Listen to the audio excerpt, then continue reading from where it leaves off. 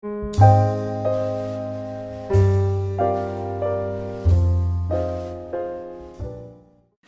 teacher that had the most profound impact on my life in the K-12 setting is Mrs. Maxine Camp. She was our physics teacher for 12th grade physics, and she also, during one year, just happened to be my 7th grade year, taught 7th grade science and biological sciences to fill in for a teacher who was on maternity leave. So I got to interact with Ms. Camp at Munford High School, which was a 4A public rural community school in 7th grade, and got to know her, and so she worked with me over the course of my experiences at Munford, and then when I became a senior, sort of got to culminate all my experiences with her in physics class. Mrs. Camp was influential in my life then, and she's also influential in my life now. To take it back to why she was so influential then, my sister was older than me, and she had come through the same school setting, and in every class I had ever had, it was, "You are Robin's little brother."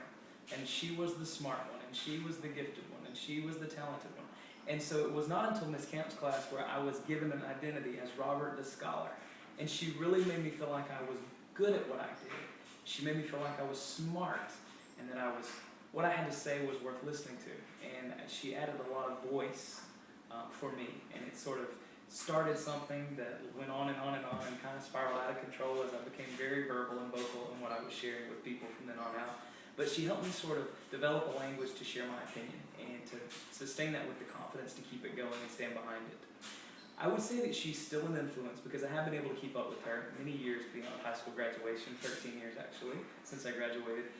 She still lives in the same community with my parents, and her husband has passed away, and because of different reasons, I've been able to interact with her either through sending Christmas cards or things along those lines. But every time she sees me, she always asks me how I'm doing first.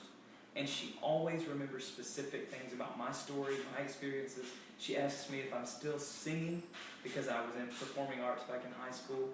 She asks me if I'm finished with that doctorate yet, because that's the golden question.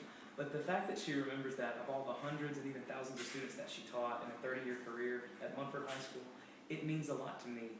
And knowing that she cares enough to remember is also something that I find very valuable and also very fulfilling as a former student of hers.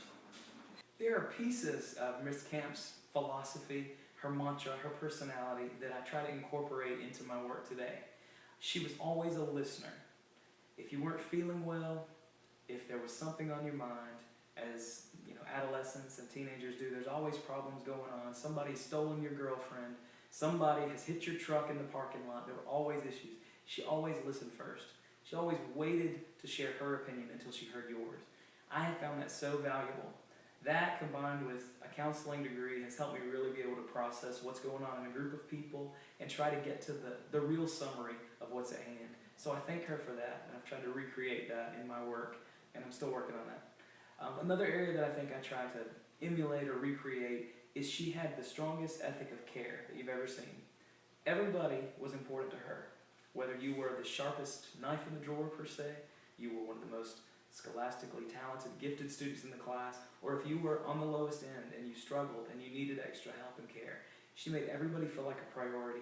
And I think making people feel like a priority is what I consider one of the greatest gifts I can give as an educator.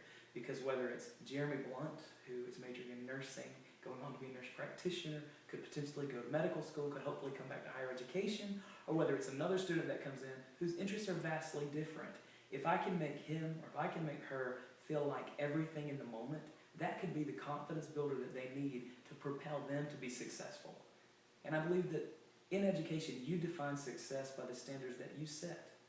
And that's one thing that I really enjoy and get fulfillment out of. So I guess learning to be a listener and really trying to recreate her ethic of care for others are two things that I have brought into my professional practice as a practitioner in education.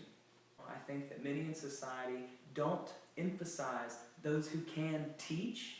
I think they think more along the lines of those who can't teach. If you can't do something in business, if you can't do something in the medical profession or industry, then you can teach. I've heard students in my work in arts and sciences say, well, what am I going to do with a biology degree? Teach? What am I going to do with history? Am I going to have to teach? And I want to look at them and I want to shake them.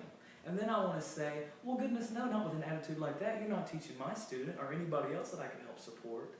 We've got to get people along the idea that teaching is not only a profession, but it's something to be proud of.